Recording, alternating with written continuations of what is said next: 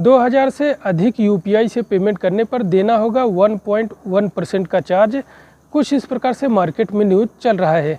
हालांकि ये न्यूज़ सही है। 2000 से अधिक यूपीआई से पेमेंट करते हैं तो देना होगा 1.1% का चार्ज। आज मैं इस वीडियो में यही सारी चीज़ें क्लियर करने वाला हूँ कि ये चार्जेस किनको देने हैं, किनको नहीं देने हैं। जैसा कि हम सभी लोग अपने बैंक अकाउंट को फ़ोन पे, गूगल पे, पेटीएम, अमेजोन पे, इस प्रकार के जो ऐप्स होते हैं बहुत सारे, उस पर अपने बैंक अकाउंट को लिंक करते हैं। लिंक करने के बाद अपने बैंक अकाउंट का यूपीआई पिन बनाते हैं।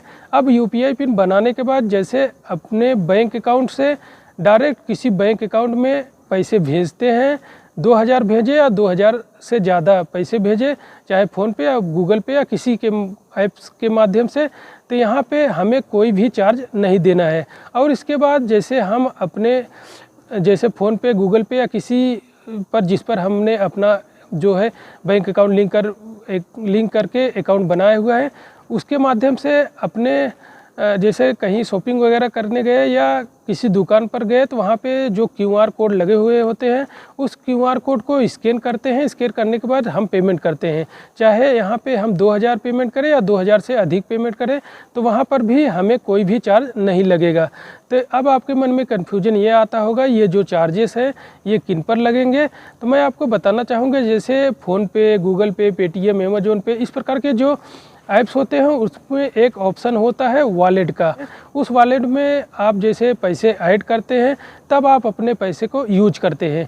तो यहाँ पे जैसे हम अपने वॉलेट में पैसे ऐड करते हैं तो जैसे वॉलेट पे आपको यूपीआई पिन का भी ऑप्शन मिलता है बनाने का। वॉलेट से जैसे वॉलेट में पैसे ऐड किए, चाहे वो यूपीआई के माध्यम से करें या एटीएम कार्ड के माध्यम से या किसी के माध्यम से, अपने वॉलेट में पैसे ऐड किए। ऐड करने के बाद अब हम अपने वॉलेट से में जो पैसे ऐड किए हैं उस जैसे 2000 से अधिक अगर ऐड करते हैं तो उस पर जो है 0.1% का जो चार्ज है वो देना होगा। ये चार्ज जो है हमको नहीं देना है। जैसे हमने अकाउंट बनाया है फ़ोनपे पर और उसमें जो वॉलेट है उसमें पैसे ऐड किए 2000, अब वहाँ पे वो चार्ज जो है हमें नहीं देना है। वो चार्ज वो उस फ़ोनपे वाले को, सरकार को देना है, यानी कि हमें कुछ भी नहीं देना है। तो यहाँ पे अब आने वाले समय में ये देखना होगा, जैसे हम अपने वॉलेट में 2000 से अधिक ऐड करते हैं तो यहाँ पे जो 1.1% का जो चार्ज फ़ोन पे जो सरकार को देगी, हमसे काटती है कि नहीं काटती, ये आने वाले समय में देखना होगा। तो यहाँ पे अब आपको क्लियर हो गया होगा, जो पैसे हैं वो हमें नहीं देने हैं। जैसे हम किसी वॉलेट में पैसे ऐड वगैरह करते हैं, वहाँ पे सरकार को पैसे देने हैं। फ़ोन पे, गूगल पे, पेटीएम, अमेजोन पे, इस प्रकार के जो लोग हैं उन्हें पैसे देने हैं सरकार को, हम लोगों को कुछ नहीं देना है। तो यहाँ पे यही सारी जानकारी थी। जैसे हम अपने यूपीआई से किसी भी बैंक अकाउंट में पैसे ट्रांसफ़र करते थे, चाहे 2000 करें या 2000 से अधिक, या किसी भी क्यूआर कोड को स्कैन करके पैसे भेजते हैं, चाहे कितना भी पैसे भेजें, 2000 या 2000 से अधिक, तो यहाँ पे हमें कुछ भी नहीं देना होगा। जैसे हम अपने कार्य को कर रहे थे पहले, उस प्रकार से कार्य को अपने करते रहेंगे। तो यहाँ पे यही सारी जानकारी थी। बहुत सारे लोग इस बात से डर गए थे कि अब हम अपने यूपीआई पिन से पेमेंट करेंगे अपने बैंक अकाउंट से किसी दूसरे बैंक अकाउंट में, या कहीं क्यूआर कोड को स्कैन करके पेमेंट करेंगे तो हमें चार्ज देना होगा। तो मैं आपको बता दूँ, कोई भी चार्ज वगैरह नहीं देना होगा।